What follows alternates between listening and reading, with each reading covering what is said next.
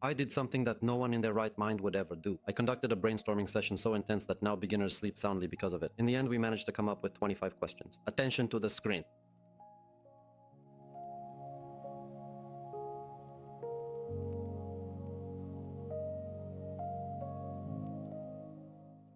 For some topics, we'll just scratch the surface, and for others, we'll dig a bit deeper. As needed, I'll try not to overload you or turn this video into a 2-hour lecture. Let's get started. Who, as you may know, is a scientist by profession. Now, of course, looking back, it seems quite funny to me, but when I was just starting out, when I was a complete newbie, it was not funny at all. Let's try to figure out together why exactly this happens in that particular situation. Obviously, this occurs when you open a brand new project, especially when you are not familiar with it and you either enable or disable some checkboxes, or perhaps you have loaded some asset or something similar. For example, when you open a new map, a MIP. In the corner of the screen, there is a small sign indicating that it is currently loading. It says the name of the company. Just wait patiently until the loading process is fully complete, and then everything will be displayed as expected. During this loading phase, the entire scene is being loaded, and as far as I remember, everything happens using the default material. In this particular regiment, the material is being loaded for everyone involved. Everything will eventually load. Just bring it up and wait.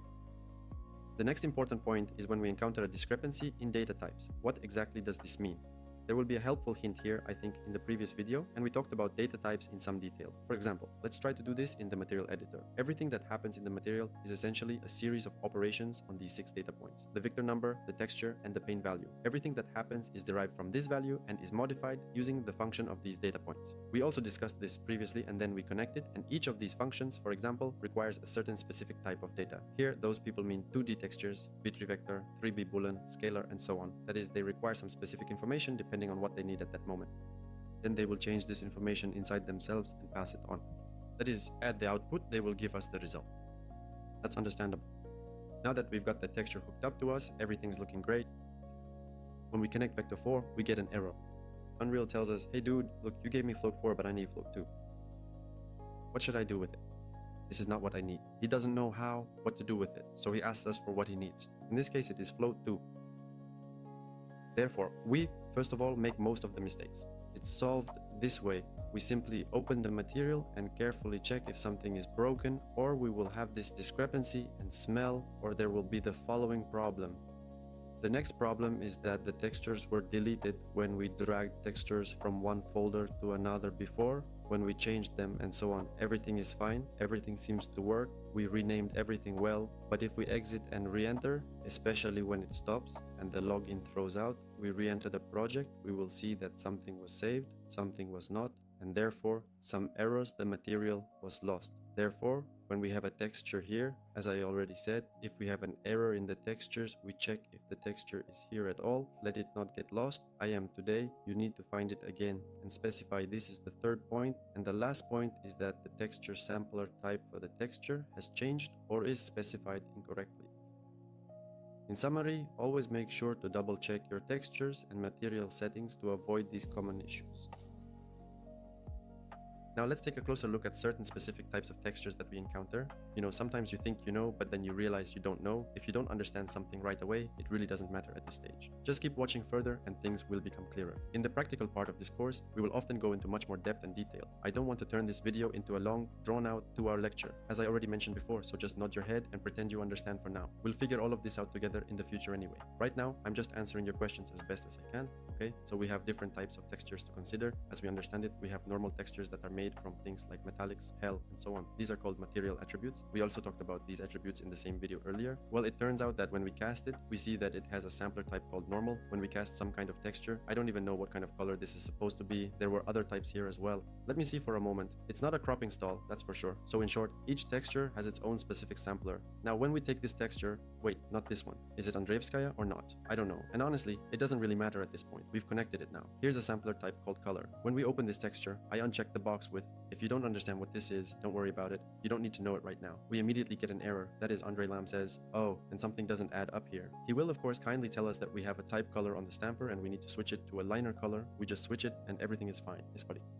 So, as you can see, understanding the different types of textures and their samplers is important, but don't stress if it doesn't make sense yet. We'll revisit these concepts in more detail later on, and with practice, it will all become much clearer.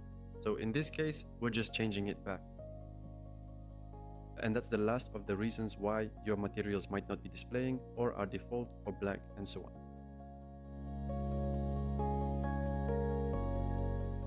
I can point out three things. First, it's when your computer is weak. I had an old computer when I was working with landscape materials and I had a large open world. Unfortunately, I didn't have enough RAM or processing power or really enough of anything. That's the truth. Believe me, when I tried to create a material for a landscape, to apply the material, the loading, well, I had to wait for what felt like an eternity. That's the first thing. Second, when the logic is too heavy. If you look in the stats tab right here and see instructions that exceed 500 or 600, you can just delete the material. But seriously, you really need to think about how to optimize it. At best, you want it under 400. If it's translucent, which we talked about, there'll be a pop-up for that again.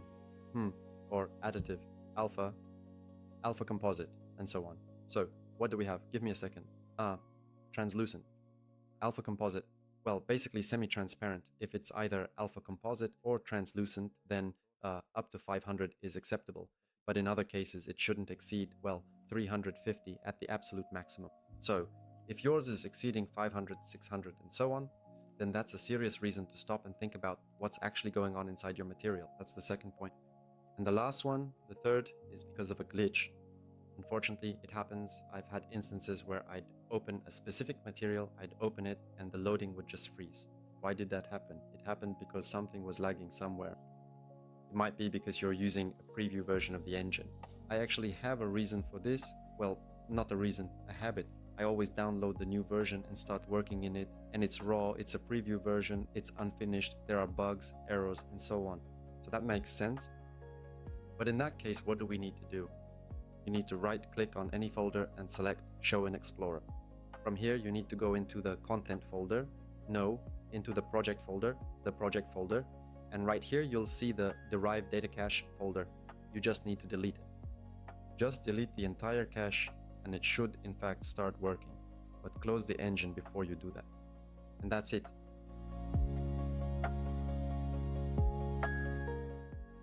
To put it simply, a material is the original. An instance is like a cheap knockoff, but seriously. Here you can see a lot of parameters, a lot of constants, a lot of different nodes and so on. Not just here, but in any material, there's going to be a lot of different logic. The material compiles the shader. We have a lot of options here, various checkboxes that you can enable, disable, and so on. So processing a material is very, very complex. Every option, every checkbox, everything is calculated separately. When we talk about an instance, it's a copy of the original. So we have this original material, we can create a copy of it. And in the instance, we see that we don't have any of these parameters, these complex nodes, none of that. This means we can no longer program the shader itself. We can only change what's already there. We have parameters here. But in this case, there aren't any because we haven't connected anything. Let's connect something and take a look, just for demonstration. We've connected it and... I connected the wrong thing. Sorry. This is what we need to connect because this is the actual parameter. Now a parameter has appeared here. So in an instance, we can change parameters. This is convenient for us. This means we can change this color in real time just like this. It's convenient for us and it's convenient for Unreal because everyone likes it. So wherever you possibly can, just use instances. Even if you only have one material, just this one, create an instance and just apply that instance. You don't need to use the materials directly. Everywhere, always use instances, okay?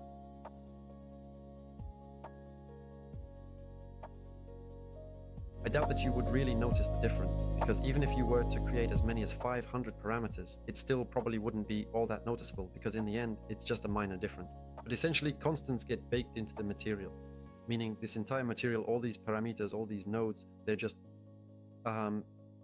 baked right into the material and translated into the HLSL language, which is the material's language.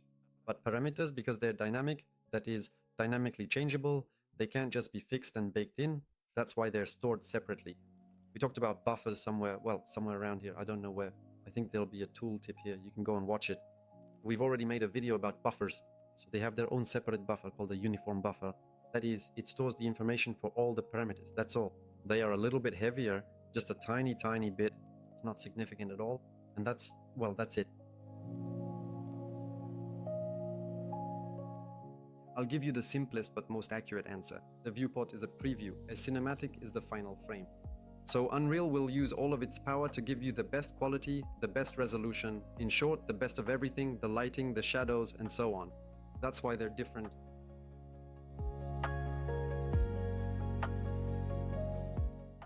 In two cases. First, if you have repeating logic that you want to use over and over again, and secondly, a less obvious one. If you're working on a landscape and each material layer is taking up too much space, too much room, you can put it into a material function, and that's it. As you already know, these are the material attributes. Here we have PBR information. As for what that is, there's a tooltip here you can check out. Additional information, as well as the ability to manipulate vertices and pixels. We'll talk more about that in a bit, and that's it.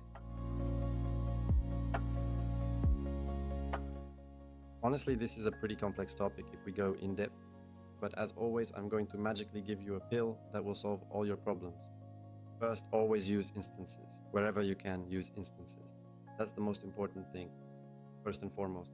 Second, in our material, we have texture samplers. There's a limit on them that Unreal gives us per material. In this case, we see 2/16. That means we have 2 used out of 16. In this case, I've created some magic here, and you can see we actually miraculously plug this into the normal, and when we basically compile, we get an error. It says the limit has been exceeded. Dude, you really need to cool your jets. So just as nicely and carefully as we added it, we'll go ahead and remove it. So use as few textures as possible. The third point is try to use as few nodes as possible, especially the heavy ones. They're divided into simple, medium, and heavy. Nodes like if, switch, and so on are considered heavy, especially if a bool parameter is going into the value. And nodes like power, these ones, power, sine, seal, cosine, and so on, all of those are considered medium. The simplest ones are these: add, subtract, multiply. Their impact is almost unnoticeable, but you shouldn't neglect them either. That was the third point. And the last one is to control overdraw in your workflow. What is that? If we have water here, you know what that is, a translucent object. And for those who don't know, we've talked about blend modes. There'll be a card somewhere around here you can check out. If our water planes overlap again and again and again and again, lots of water or lots of glass, it doesn't matter. We look over here. Let's switch the view mode to overdraw and take a look together. If they overlap, that's really very bad. Just don't do it. Just stop doing it. You shouldn't do it. That's all there is to it.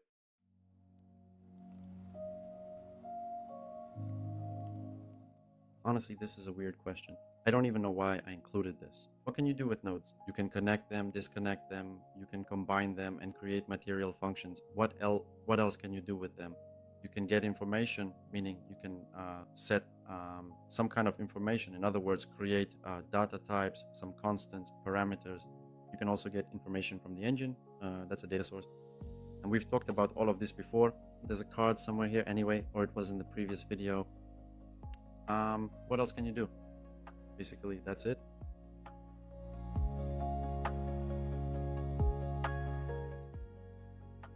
That's a good question. First off, it's hotkeys. Hold the number 1 key on your keyboard to create a scalar. If you hold down the number 2, 3, or 4 keys, you can create vectors of different sizes. Hold the T key to create a texture, P for a panner, A for add, D for divide, and also M for multiply. You can also hold the S key to create a scalar parameter, V for a vector parameter, and L for ler. I think that's everything I remember. I don't use the others. The second thing is rerouting node. If you've got something plugged in, you can just grab it and plug it in somewhere else, just like this. Hold control to do it, yeah. The other thing is rerouting logic. If you have some logic going on here, it's all connected and you have wires being pulled from it all over the place, creating a mess. What can you do? You can drag a wire out from here, a node, and type name here. I don't know how to pronounce it correctly.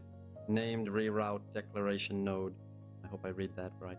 Anyway, you just click on it and then you can enter any name you want. I don't know, just type in whatever you like, whatever seems best to you. Now, this serves as our reroute, a rerouting node.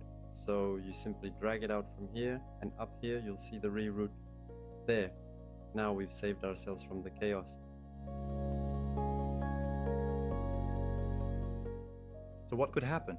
They are ignored by the compiler, they are not rendered, they do not affect performance, and most certainly not the final result.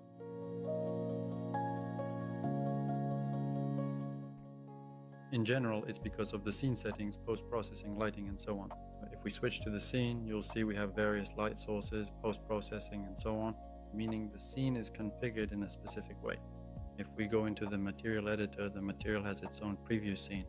If you can't see it, under the window tab, you can check the box to open the preview scene tab. Right here, we have tabs for post-processing, environment, and lighting. Under environment, we can remove the background, the floor, pick a certain color, and so on. The same goes for if we need any post-processing settings. So we adjust the color post-processing and so on in the same way. They have separate settings, and that's why they're different.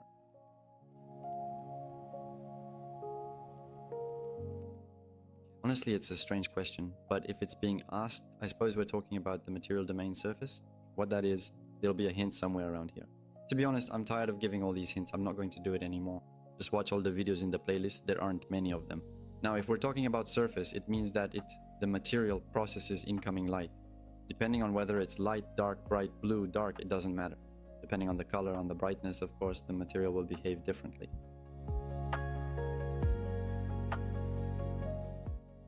That's a good question, actually. We could just skim the surface, or we could dive deep into the core of it. In this video, let's just find a happy medium. I'll explain just enough to make sure you're satisfied, especially for those of you who've put up with me for this long. Alright, so how does a material work? We've actually talked about this before. We have information, data types, we have a data source, and this information is processed either in nodes or in material functions and is ultimately plugged into the material attributes. That's all there is to it. So you need to understand materials in the following way. It works in two ways, you could say. With pixels and with vertices. So what are pixels? Let's open any picture.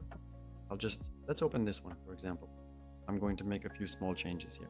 Right here, I'll turn off the filter, I'll get rid of it. And let's do the following. We'll change the zoom to scale to fill. Oh, wait, it's already set to that. Okay, so now we have the picture. We can see the resolution in the corner, right here. We have the displayed and imported resolution 2K 2048. Now, when we start to reduce it, let's select the absolute worst resolution, which is 1 pixel. In other words, just a single square, 1 pixel. Then I'll start. Now, pay attention. Here's the displayed resolution. This is what I'm talking about. Okay, we have 1 by 1. Now I'm starting to add detail. 2 by 2, 4 by 4, 8 by 8, 16, 32. And just like that, it gets clearer and clearer and clearer. The higher the resolution, the better the picture. We all know this, and if someone doesn't, well, I'm not exactly reinventing the wheel here. Alright, and so our materials work with these pixels. That is, with each little square that you saw there. Each of these squares has its own color, meaning we mix red, green, and blue. The 3 colors are mixed, and you get the entire spectrum of colors that we see right here. All of these colors are made from just those 3 colors right here. Okay. So these colors, belong to each of these little squares. That is, each square has its own color. Red, some amount of red, some amount of green, some amount of blue. So, you need to understand materials in the following way. Either we carefully and deliberately manipulate every single individual pixel, every one of these tiny elements, every one of these small squares, or alternatively, we work with the vertices instead. What are vertices? Somewhere here I had a blueprint to explain it to you. I started the lesson with it, and it'll actually come in handy right now. Let's move it a bit to the side and take a look. Here we have a cube. On this cube, you see there are points on the edges. Let me switch the mode like this and turn off the background to make it more visible. Right here we have points. Points here, here, and here. These points connect and a side is formed. So each of these points connects with the others. This square is made of points. These points are called vertices. Okay, but what will happen if we take, let's say, this point and move it over here? The following will happen. Each of these other points will be pulled towards it. That is, this point will be pulled here, this one here, and this one here. So we'll end up with a kind of a sort of angle like this, okay? The most obvious example, the best example I think, was somewhere... No, it wasn't. Let me grab it. I had this object in a folder somewhere. Here it is. Now let's take a look at this cube right here. In reality, what we're seeing is a solid 3-dimensional object. That means if we look at it from this perspective, let's switch to the wireframe view and focus on these points. You might be surprised by just how many individual points there actually are. There are quite a lot of them. It's a very high detail mesh. Alright, so now we have a cube that contains a significant number of points, and these points are displaced from their original positions. In fact, if we switch this material to a different one, it doesn't really matter which one, but let's just use the most basic default material like this, then we'll see that this cube is actually flat. But because it has so many of these points and we can stretch them and pull them like this, it turns out we can make it look, well, you can see what we can do with it. It's as if it's been penetrated, basically. The effect, it worked. And that's all there is to it. So you have to understand materials. Either we're manipulating these points or we're manipulating these pixels. And that's it. We take information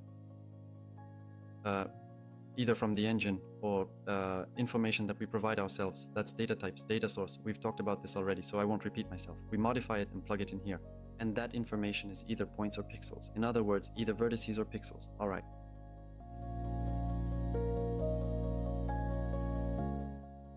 I think it'll be easier and clearer if I just quickly show you.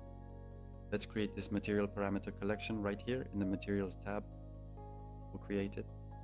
We'll set it right here and add a vector parameter here. We already know what this is. It's a vector 4, meaning 4 numbers grouped together. 3 of these numbers are RGB, which can be used as a color. If not, don't sweat it, don't worry about it. Let's go ahead and create some kind of material together. We'll open it up and then just drop it right in here, exactly in place of the color. Come on, let's do this together. What the heck on earth? It's set. Now let's duplicate this material, like this 4 times, it doesn't matter.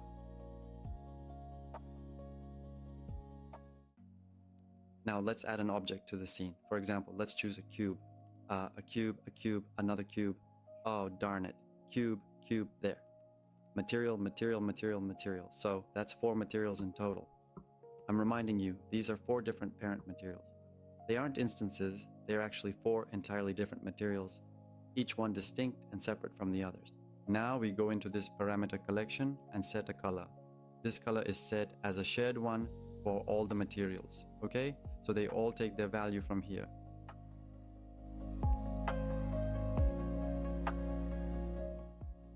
Well, I know 4 ways to do this. Let me show you visually so we don't drag this out. If you know any other methods, please write them in the comments. It would be very interesting to read them. The first method is the mesh component. I just called it that, so don't ask me why it has that name. In this case, this method applies to either a static mesh component or a skeletal mesh component. It's one or the other. Alright. Then it sets, or rather changes, the parameters for all the materials that this object has. So in this case, it's our static mesh component, which we've set as a cube. This cube only has 1 material, but if it had 10 or 20, then for all of those materials that have a color parameter, their color would change. If you want to change a certain tint, a general color, for instance, you have a character with many materials applied, and you want to thematically change the color, like he's red and you want to make him green, blue, and so on. That is to change a specific group of parameters that are common across all materials, then you can create those parameters in all the materials and, well, work your magic this way, so to speak. So what can we do next? We can create a dynamic material instance. This is a slightly different method. If in the previous method we were setting or changing parameters for all materials, here we need to select a specific index. As I already mentioned, if we have 10 or 20 materials, each of those materials will be indexed. Here we see element 0, which means the 0th index. If there were 2 materials, there would be element 1, and that would be the first index, and so on. So, however many materials, that's how many indexes you'll have. In this case, we're selecting the 0th index, which is our only material. And for it, we create a dynamic instance. We remember what that is. We right-click and select Create Material Instance. So this knockoff copy, if you remember correctly, we're creating it. Then for that instance, we also set a vector value and a scalar value, meaning we pass the parameter. Again, I've already explained what a vector and a scalar are, so I won't repeat myself. Next, we have custom primitive data. What is that? We have a material. It's exactly the same, but with one caveat. First, we absolutely need a parameter. These constants won't work. We've already talked about what those are. You absolutely need a parameter. We create a parameter, give it a name, and here we check the box for Use Custom Primitive Data. What does this actually give us in practical terms? Well, it allows us to use this parameter, whether it is a vector or a scalar, as what is called primitive data. So what exactly does that mean? Here, you really need to understand that every value, not every parameter, but every value is in fact an index. All right. Now here we have a vector 4. For a vector 4, as we said before, there are 4 values present. That's the red, green, and blue channels plus an additional alpha channel for transparency.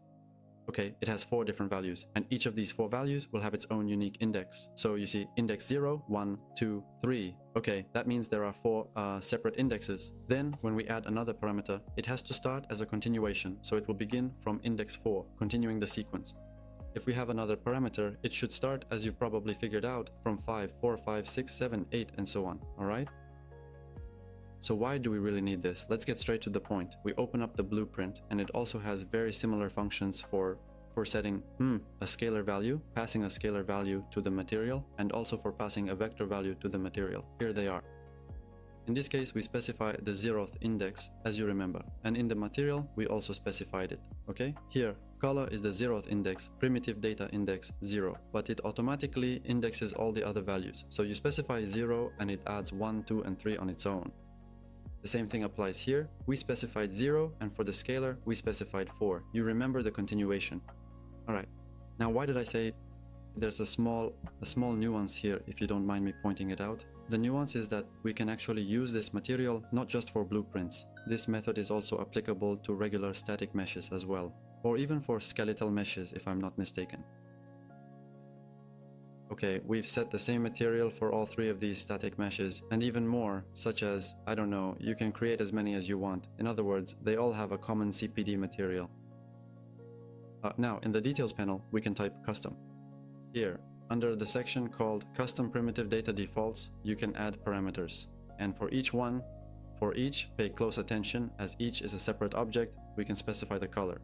I always like to talk about what we like, because it's convenient and simple for us, and also what Unreal Engine likes, because for it, it's also simple, because if you do it this way, it will be optimized. Unreal really loves optimization.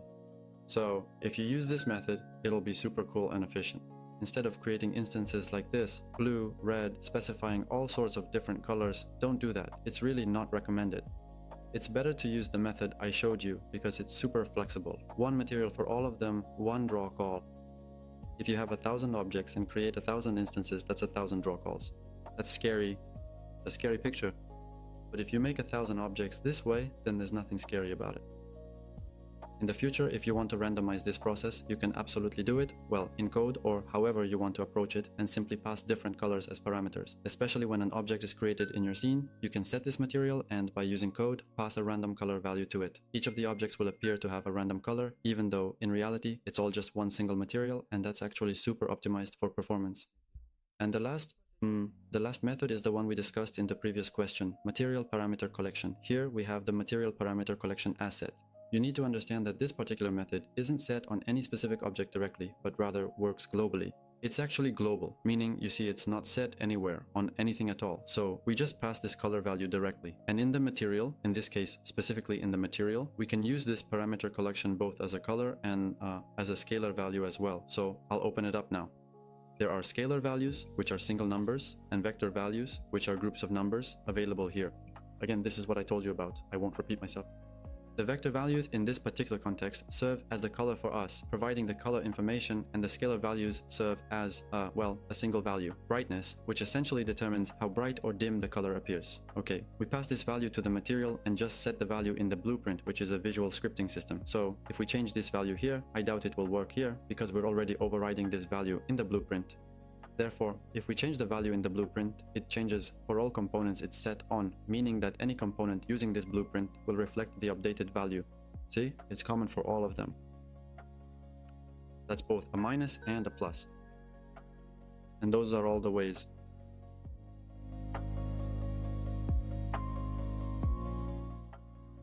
The question is actually quite deep, but I'll try to cover the essentials. First, mobile devices use forward rendering. What does that mean?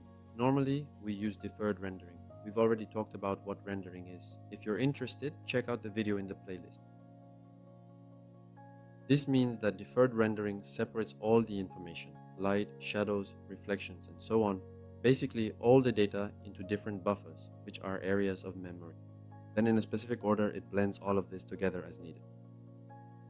Forward rendering, on the other hand, means there's no separation. The frame is rendered in a single pass, just directly.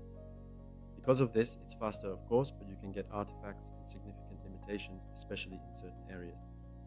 The first area where we have some significant limitations is in the nodes, specifically the material nodes. This is often closely related to depth because our distance fields, they simply do not work. And if I remember correctly, I might be mistaken, but I don't think so. They don't work. Nodes like DDX, DDY, pixel depth, and things like scene texture, which is a node for post-processing. Actually, post-processing is a separate topic, and I'll talk about that in a bit. Custom depth and others, these nodes are either limited or they just don't work. As for post-processing, well, here too, actually, a lot of things just don't really work. Why? Because, again, it's about information. We talked about what post-processing is. It's nodes that read information from buffers. But if there are no buffers, where does it read the information from? You see? So our limitations are closely related to the fact that we do not have any buffers available, to put it simply, and we are therefore unable to use the information that would be contained within them. Then we have some limitations related to things like bloom and ambient occlusion. I'm talking specifically about mobile devices with LUTs. A LUT is a map basically for color correction in simple terms. If you don't understand what I'm talking about, don't worry. This is just for those who are a little more in the know, and so that in the future you can come back and refresh your memory. That's why I'm mentioning it. Okay? Then we have limitations on texture samplers. We mentioned that you can use up to 16 texture samplers. On mobile devices, it's fewer, of course. Then we have what? Emissive. It does indeed work for us. Where's our main node? Emissive. But as you already know, we have lumen, nanite, virtual shadows, and they're intended, well, they're not even really intended for computers, let alone for phones. So it will work, but not as intended. That is, not like it does with lumen. Then what else do we have? There's the parallax effect. For example, I can give an example from the game Genshin, where the moss had a parallax effect with several layers. They do exist, and there are some elements we can achieve in some way, but they're very limited. First of all, because parallax is essentially just duplicating texture sampler. We said they are limited, and in general, textures are limited everywhere. You need to use as few of them as possible. Then there's no tessellation. No tessellation at all on Android mobile devices, so the material doesn't have it. There's no animation based on world position offset. That means we can't do things like when grass, where the grass sways and so on. Then what else do we have? I think that's everything. But no. The last point is the limitation or unavailability or absence of certain blend modes. What that is, as we discussed previously, we've talked about it, we had a video on it, you can check it out. In this case, we have translucent and alpha composite, which work. They read information from the Z buffer. They have their own translucent buffer, a semi-transparent pass, or rather a pass. They will also have some limitations because they will work a little different. I think that's everything related to mobile devices concerning materials. Well, as for the rest, there are simply too many limitations.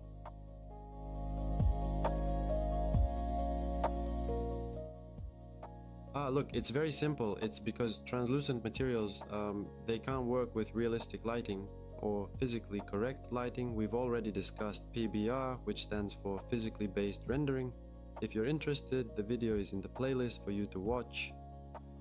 PBR is the rendering system that requires us to provide physically correct lighting data. It requires information about depth, the G buffer, surface normals. If you remember, normals are those surface irregularities I mentioned earlier, which are important for how light interacts with surfaces. So PBR is what requires physically correct lighting data from us. However, translucent materials ignore all of that, meaning they can't work with it simply because they don't write depth information to the Z buffer. We've also talked about what buffers are, so check that out if you're interested. This means that the Unreal Engine doesn't know where the surface is. It doesn't know the angle of the light or how to illuminate that surface. It can't see the surface, so it doesn't know how to process the light. That's why Unreal Engine disables metallic, roughness, and so on. Basically, all of that PBR information. And we're left with only a simplified sort of fake method if we decide to actually use it by switching over to translucent. And we have this lighting mode option available here as well. Now we can switch to this sort of fake mode. It's not real PBR, it's just, a way to keep the material from looking flat without any PBR information. Here we can actually use certain options that help to compensate for the lack of PBR, but again, it's still not a fully featured, physically based rendering system. So it turns out that only opaque materials will work correctly, physically correctly with PBR, translucent, additive, and so on. Basically, semi-transparent materials because they exist in their own translucency pass, meaning they have their own pass through the buffer. They don't read depth information and so on. In other words, they can't work with physically correct lighting. That's why we have these kinds of crutches, these workarounds. But you get the main idea.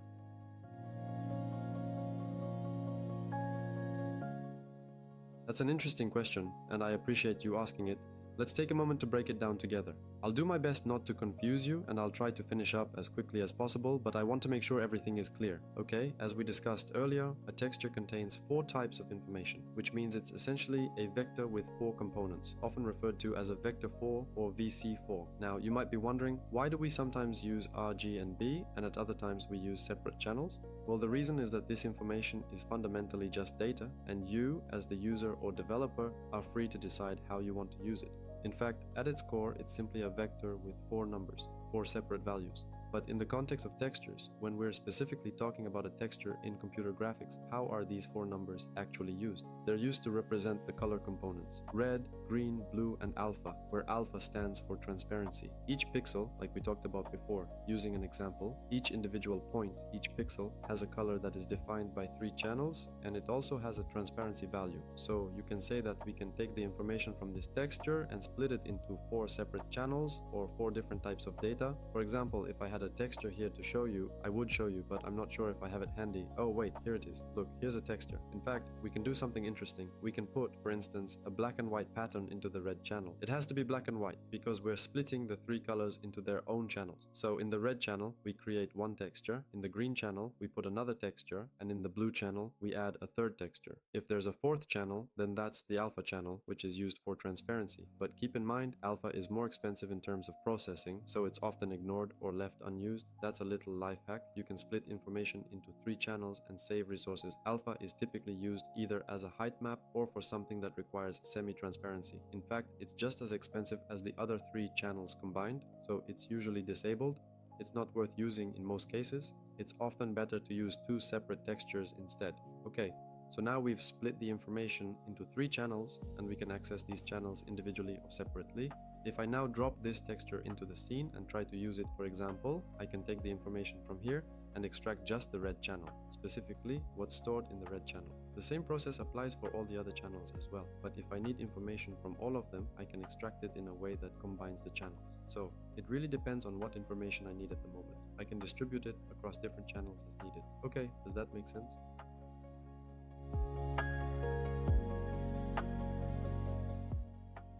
Well, how should I put it? Everything that happens in materials, if you recall, is operations on vectors, on these data types. That is, on values, on information. In this case, we have vectors here, vector 2, 3, 4, and a scalar value. And often we'll have to either break them apart, combine them, separate them, and so on, perform some kind of manipulations with them. And that's exactly what these nodes, break and make, allow us to do, separate and combine them. For the input, it requires, you see it here, a vector 2. It's asking us, give me a vector 2 value and I'll split it into 2 scalars, that is R and G. But in this particular case, it's just a label for 2 numbers. We can use them however we want, in any way that suits our needs. Then we have make. We can take 2 numbers, simply combine them and create a vector 2 on the output, okay? It requires a scalar value. Simply combining and separating, that's the entire purpose of these nodes.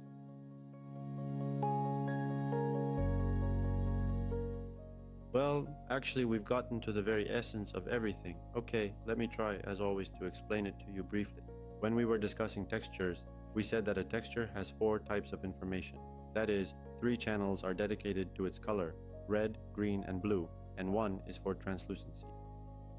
So it turns out that a texture, for the most part, is just a vector 4. The same applies when we talk about color. A regular color is a vector 3, but when we convert it into a parameter, it becomes a vector 4. But that doesn't matter because we only care about the first 3 numbers. Okay, now, what we need to understand is that in programming, everything, regardless of what we're working with, we're always just operating on numbers, whether it's a texture, a color, or anything else. That's what you need to understand. Now, any PBR information, I doubt emissive is PBR, but I don't know for sure. I'm not certain. But in any case, these values like base color, metallic, specular, roughness, and so on are all represented in a range from 0 to 1. In general, color is basically represented from 0 to 1. Look, R, G, and B are from 0 to 1. Together, if they are all zeros, it's black. If they are all ones, that is full red, full green, full blue, and so on, then it's white. Now, understanding this, we can perform a small operation on them. We can take the red color and subtract 1 from it. So we said that full red is 1. 1 minus 1, what does that give us? It gives us 0. This means the color that was fully red is now 0. There's no red at all. Then we did the same thing and subtracted the blue color, combined it all, and we got the following shade. Obviously it's green because that's the only one we have left. Alright, so what happens next is this. We have this white color. Well, for example, I'm taking away the red and blue from the mixture, and we get a green color. So what can we do next? We can do this. We can take the overall color and multiply it by 0.1. This means that whatever value we have here, for example, like this, when we multiply it, we get, well, all of these numbers get multiplied. To check this, we can call up debug 3. Let's take it, connect it like this, and take a look. There. Now 0.5 became 0.05. What else? 1 became 0.1 and 0.2 became 0.02. So in any case, everything was divided by 10, all three numbers. Okay, so that's a global operation. Now, when we talk about how exactly to change things, we just need to understand that everything should be seen as numbers. They're just numbers, and we operate on them. And that's it. Now, even if I plug in some kind of green here, I don't know what color this is. It doesn't matter. There. Now, if I start increasing its value to, say, 2000 or 500 and so on, the color won't change. That's because base color doesn't accept values higher than 1. But if I plug it into emissive, you'll see that everything will be completely blinded by a radiant, almost angelic light. So it turns out that certain channels, like emissive, well, because it's self-illuminating, this is actually perfectly normal for it, can, in some cases, even exceed the 0 mark. Now, when we have a texture, which is very important, when we connect the texture just like that, it turns out that each pixel, we've talked about what a pixel is, each dot, and each pixel has its own brightness. But if we start increasing this brightness, it's the dark pixels that will get brighter while the white ones will stay as they are. So now when I increase it to 5, it means the dark pixels get brighter, but the bright ones, the ones that are already a value of 1, they can't. They have nowhere left to grow. So we can keep gradually increasing it until everything becomes white. Meaning now all the pixels, both dark and white, have become white. And so all we have is the color white. And that's what an operation on a texture is, or on a material, on all the nodes, on all the information and so on. That's really all you need to know.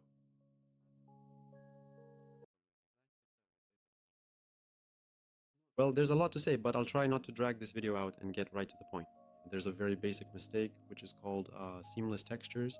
Beginners might already know about this, but for those who don't, I'll explain. A texture, it has to be seamless. This means that it should repeat itself. That is, if one texture repeats, here's one texture, it repeats the next time, and the place where they repeat is perfectly smooth, they complement each other. This is how this tile is created. All sorts of patterns and so on are created in this exact way. For some textures, this is applicable. That is, it looks normal, but for others, it doesn't. But in any case, these textures, especially textures that are created for effects, for creating effects, they must be seamless so that we can get rid of the problem associated with sharp lines. For example, if we take a texture like this one here, we'll notice that right in this particular spot, we have very sharp, clearly defined lines where they transition. Okay? Now the question, when we do the following steps, just give me a moment here. What we are trying to do is, well, let me show you. Like this, we are attempting to apply a function in order to twist this texture. The idea is to change how the texture looks by modifying the way it is mapped or displayed. However, when we actually try to do that, we run into a small problem that needs to be addressed. Now, before I move on, I'll take a moment to digress and explain why this happens, so you can better understand the reason behind it. We've already talked about pixels, that a texture has pixels. In this case, I've chosen a texture for us that's more or less like this, with squares which can be perceived as pixels, that is, considered pixels. If we move over here and look at it from this angle, we'll notice that the close pixels, which are much closer to the camera, are noticeably large, while the distant objects, which are farther away, are significantly smaller. Therefore, Unreal needs to understand and determine how it should detail these pixels. That is, it needs to blur these pixels appropriately. Therefore, it needs to select the correct level of detail, that is, the MIP level for the pixels. This is called, in short, this level, which is in the texture. Give me a second. I really didn't want to drag this all out, but in any case, here we were looking at the MIP levels, and it actually selects it itself automatically. That is, it selects MIP levels depending on the distance, and therefore it needs to blend them smoothly. It handles this automatically by default with both DDY and DDX, which are derivatives in the Y and X directions. And the blending process occurs for each pixel separately, okay, between adjacent pixels. So, well, in this case, if we're talking about pixels, that is, between adjacent squares on the grid, the blending happens here and here and here, so it all blends together smoothly, okay? That is, the further away it gets from the camera, the more Unreal tries to pick a suitable, that is, the most appropriate and correct resolution, and blend it depending on the distance from the viewer or camera, okay? Now, if we're talking about wanting to use an effect like this, as I've already shown, then these artifacts become visible here.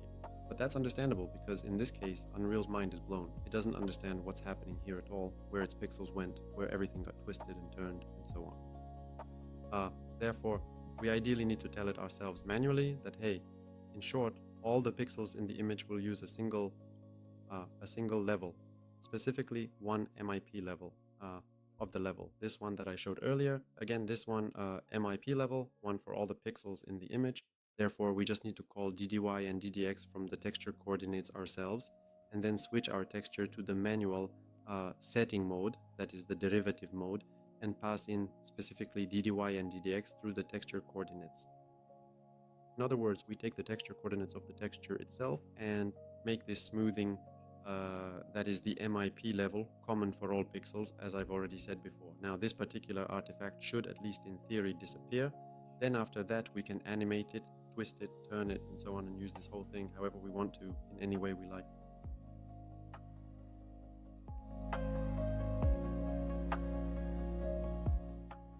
Next up, you might run into problems with organization. Well, there are 3 ways to handle this. First, there are comments. Hold C to create a comment. You probably already know this. Then we have reroute nodes. I've already mentioned these. You can drag out a wire, type name, and create a named reroute node. This way you can use it wherever you need it. For example, you can call it over here and use it like this instead of having to drag a wire all the way across like this. Okay, that's the next point. And then you can use, or rather you really should use, something that you already know. There's truly nothing complicated about it at all. It's groups. Just put them into one group, the correct group, and everything will be nicely and neatly organized.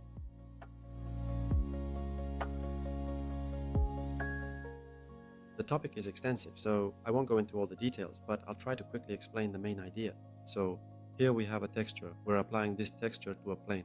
Here's a large plane, its size is 2500, and a small plane that's 1 meter. When we apply this texture, when an object, as you know, gets bigger, the texture stretches along with it, right?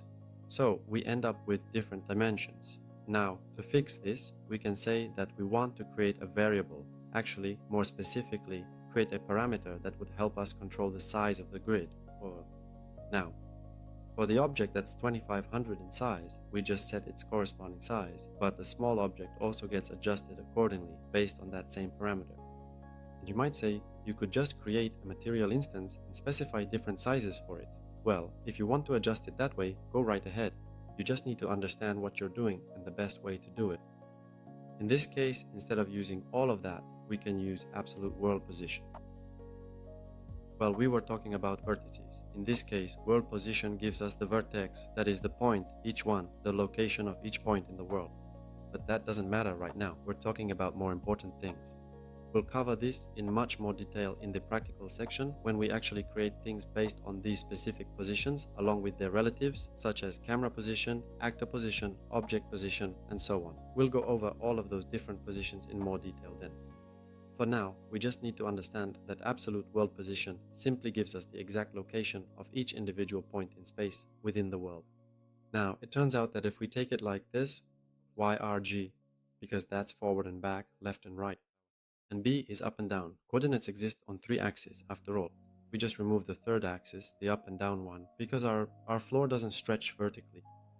Now this texture will be projected onto every centimeter. Pay attention for every single centimeter. In this case, our size here is set to 1. 1 is 1 meter. And for the texture, 1 meter is 100 centimeters. So that means for this plane, this texture will be applied 100 times. That is, it will be tiled onto it. But we don't want 1 centimeter, we want a meter. That's why we divide this value, that is absolute world position, we divide it by 100 to get 1 meter. So now the texture is applied once per meter.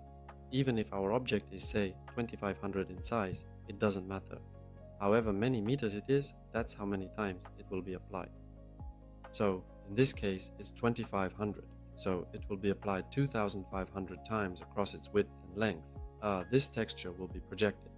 And here you need to understand the following. This object, they are in theory shared, meaning the projection is shared for them. If I start moving it, you can see that the texture is simply projected onto it from above, just like on all objects that use this material. So the pattern will continue it perfectly. If you want to make some kind of offsets in your work, then you'll need to come up with some of your own specific methods, or alternatively, you can make instances. Remember, an instance is not the same as a draw call, and so on. Well, we'll talk about that separately in more detail later. And then it turns out that depending on the particular size we specify, the projection will be of exactly that specified size as determined by our input. If we want, for example, you see this cube here, for us, horizontally, that is, on the plane, everything is fine because we specified 2 axes.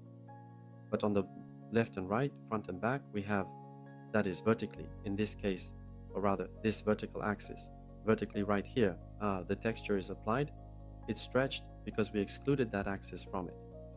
Alright? Now, from this arises a dilemma that when we rotate it like this plane, the texture stretches. Depending on how much we rotate it, the stretching will be just as strong, directly proportional to the angle.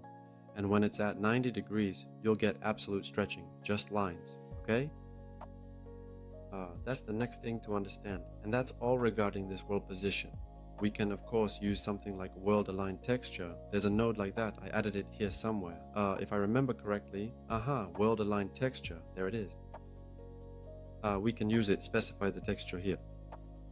In previous lessons, we also talked about what a texture object is and how it differs from a texture sample. And now, if we connect it like this and like this, the texture will be projected along all 3 axes. But this is when we have objects with sharp lines. So if we take a cube, it will be so-so for it, not particularly special. But if we take a ball, some kind of sphere, then here there will be blending, that is, smoothing in the places, you know, where these 3 textures blend and merge with each other, and so on. Well, I'm just saying it's an alternative way, because at its core it doesn't use, that is, essentially, in essence, it has roughly the same logic, meaning it takes the world position and applies it in the same way along 3 axes. This is so that if you need it, you know about it. But otherwise, you got the point. So, world position is simply needed to output, to get the position coordinates, and in this way, with this life hack, apply the texture. If in your game you just have a floor that repeats with many corridors, you really need to repeatedly duplicate these floors everywhere. Floors, I don't know the correct way to say it, honestly. Well, anyway, there's such a technique which can be quite helpful in these situations.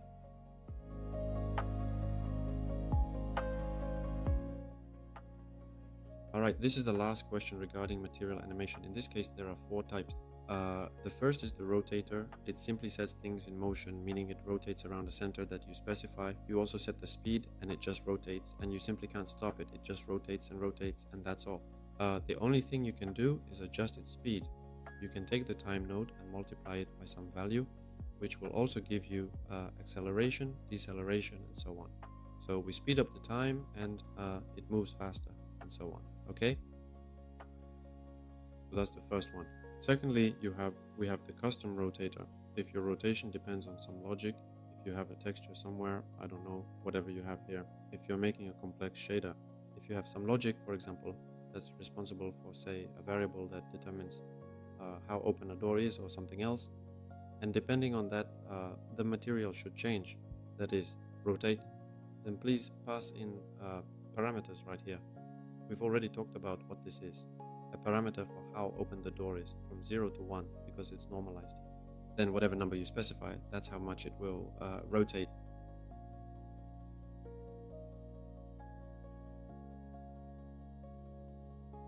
Just don't forget to pass in the texture coordinates. Okay, then we have the penner. It just sets things in motion. You specify the speed on the X and Y axis, and it just sets everything in motion. You can also connect the time node, just like we did here in this example, to either speed it up or slow it down, depending on your needs.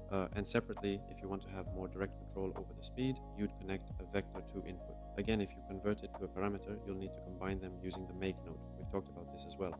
Make float to or append, it's essentially the same thing, just with different names. You combine the two values and then connect them together. All right.